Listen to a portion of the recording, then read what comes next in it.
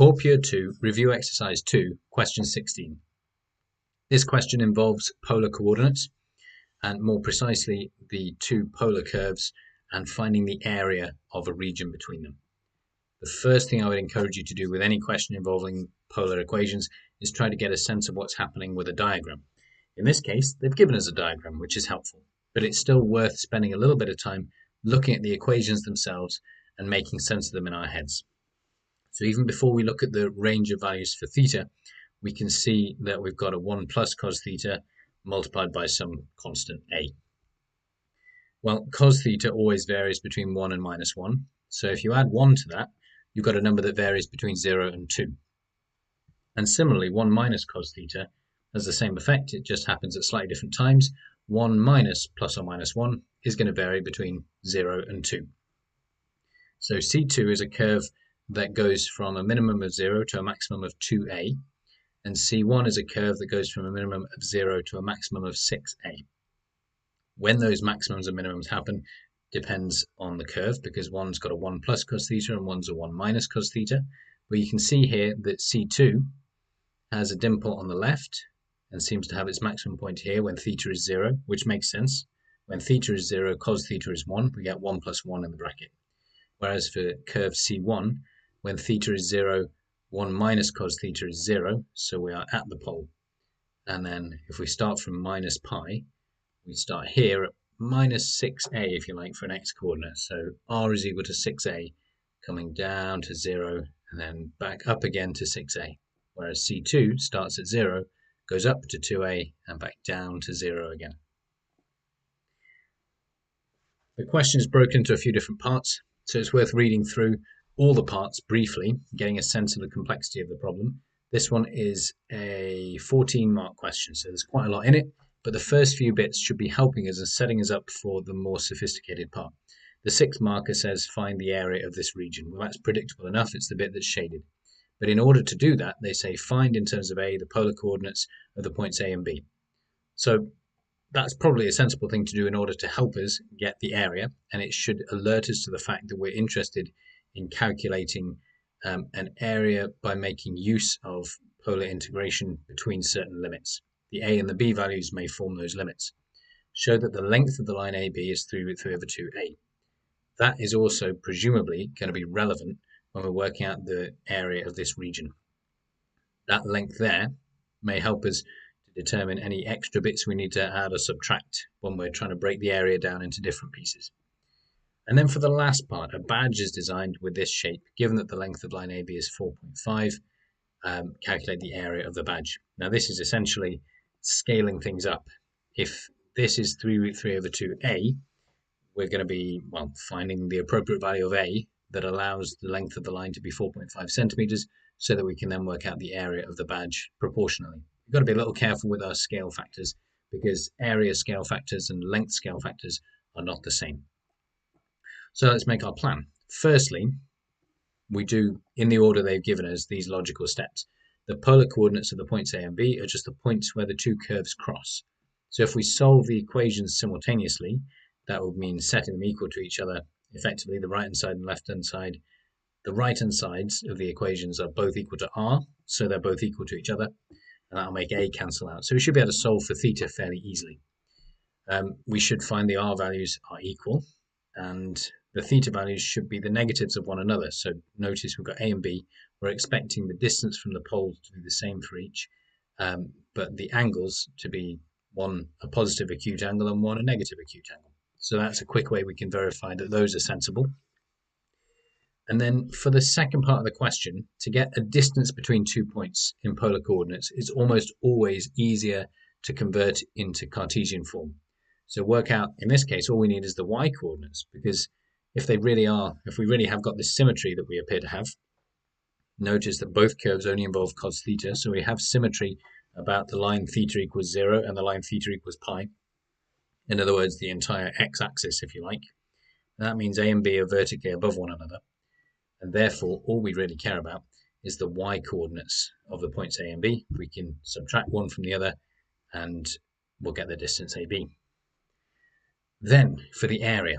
Now if you look carefully at the area we're trying to work out, we care about the angle at B because we're going to need to integrate curve C2 all the way from 0 up to whatever that angle is. But then we need to subtract a bit. We need to take away whatever curve C1 will have between 0 and that same angle. Once we've got all of that, maybe we double it and we get the whole thing. Alternatively, you could integrate from the angle at A all the way up to the angle at B. Now, since both curves are going to have an integral with the same limits, it may be possible to put those two integrals together, and we'll get to that.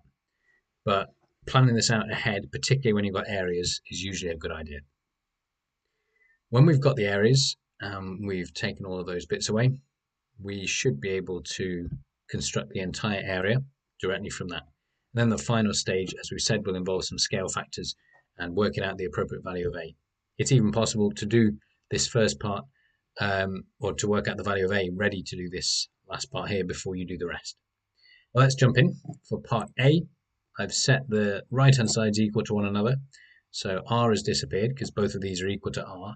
Now, of course, A disappears. We don't know what A is, but it's clear that A is greater than 0. Otherwise, we wouldn't be able to draw the curves at all. They would just be points at the origin. And that means 3 minus 3 cos theta is equal to 1 plus cos theta. Rearrange, and we get cos theta as a half. So we've either got plus or minus pi by 3. And we've done our little check here. They are symmetrical about the initial line, as expected. Pi by 3 or 60 degrees looks like a perfectly plausible value for that. And of course, when we go back and we substitute in for R, we get R equals 3A over 2. It will vary as A varies, which makes sense, but they should be the same because of symmetry. So it's the same distance from the pole O to A and to B. So we've got the 2 points, A and B, and that's exactly what they asked us for, the polar coordinates of the points A and B. So I've written them there in polar form. And I've specified which is which. A lies below the initial line, so the angle is negative. For part B, the Cartesian coordinates, I'm using x equals r cos theta and y equals r sine theta. And I've got r and theta for both, so I'm just going to substitute those in. For cos theta, I can use the fact that cos theta is a half that I worked out here. I don't need to put in cos of pi by 3 once more. But for sine, I'm going to include both sine pi by 3 and sine minus pi by 3 give plus or minus 3 root 3 over 4a. And those are the two values. One of them is positive, one is negative. We know which one goes with which, but we just subtract one from the other to get the distance between them. And we don't need to worry about verifying for this. It's done automatically by the fact that this was a show that question. And now part C, the meaty part, the integral. The area we're interested in is going to be the area of the C2 curve, the one with a single A, from 0 to pi by 3, because that's the angle we've calculated for the point B. And then we need to subtract from that the area of the other curve from 0 to pi by 3. Now remember, with polar curves, we want half r squared d theta in our integral, because this is adding up a bunch of tiny sectors, and the area of a sector is half r squared theta. These are tiny sectors with tiny angles, so those tiny angles end up becoming d theta when we take them to the limit. So we've got to take care and square the entire thing. And reassuringly, that means a squared appears as a factor here. If we can scale up these curves by increasing a, then that's going to scale up the area by a factor of a squared. And that's why there's an a squared term in here. Now what I've done here, because the limits for the integrals are the same and they're both integrating with respect to theta, we can pull out the integration sign effectively from both. I've also taken out the a squared and the half, and then I'm just expanding out the remaining brackets. This one I've got 9 lots of something because I'm squaring the 3 as well as the 1 minus cos theta. So take care with your signs. We're taking away 9 lots of 1 and we're taking away 9 lots of minus 2 cos theta, etc. When you put that together and simplify it, we should end up with something like this. What's inside involves cos squared theta, so I'm going to change that into something involving cos 2 theta. And if you need an extra line in there, as I probably would do in general, then write down your cos double angle formula, rearrange it, and you can then swap out cos squared theta for cos 2 theta plus 1, all divided by 2. And then we get to here. We've got the a squared. I've brought the 2 back in and done some expanding out. Minus 8 take away 4 is minus 12, but the half turns out into a minus 6. Everything was even, so I brought the half back into my integral. so that at this point, when I integrate cos 2 theta, I get a half of sine 2 theta, and because of the 2 that was in front, that's now disappeared. I'm integrating between 0 and pi by 3, and luckily, everything here involves either sine theta or sine 2 theta, so putting in a 0 just gives me 0. All I need to worry about is putting in pi by 3. This is one of the nice things about choosing to integrate between 0 and pi by 3 and then doubling my answer at the very end. So what I end up with here,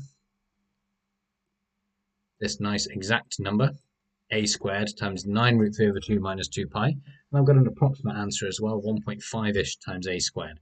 Take care, because so far all we've got is the area between 0 and pi by 3, so it might even be worth marking on your diagram the bit that you're working out before you jump into the integral, so when you get to the end you don't forget which part you've done. It's also a good idea, if you have time, particularly with a messy integral like this, to check it with the calculator. So I've just assumed that a is 1 for the purposes of this, and I've got a similar sort of number. This, of course, won't always, or won't usually, for complicated ones, give you an exact value, won't give you something involving root 3s and pi's, but it'll give you a number close enough that you'll be able to verify your own. And then at the end, we double our answer for the total area, and that's the end of part C. We can also do a bit of a check if you approximate this by treating it as a circle, but I'm going to do that at the end of part D perhaps, because I've got some more area to calculate here, so that will form part of my final verification. For this last part, we know that the distance between A and B is actually 4.5, but we also know that for our curves it's 3 root 3 over 2 times A. That lets you calculate A, comes out to root 3, and that means that A squared is going to be 3, so it automatically comes into my area formula. As long as I know A, this gets sorted out automatically for me, and I get an area of just over 9 square centimeters. How do I know it's square centimeters? Because this had no units initially, the A, but this is 9 over 2 centimeters. 4.5 centimeters is what I was given, therefore the area must be in square centimeters.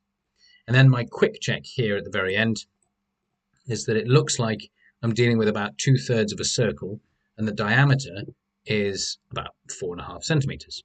Doesn't matter that that's not exactly the shape we're looking at, but if you were to think of an easy shape that was similar to that, we already know that between A and B is 4.5 centimeters, so I can estimate this as a circle with a radius of 2.25. And then how much of it I have? Well, a bit more than a half maybe, but not as much as the whole thing. And that comes out to a number that's close enough to 9.07 centimeters squared that I'm content I've got the right answer.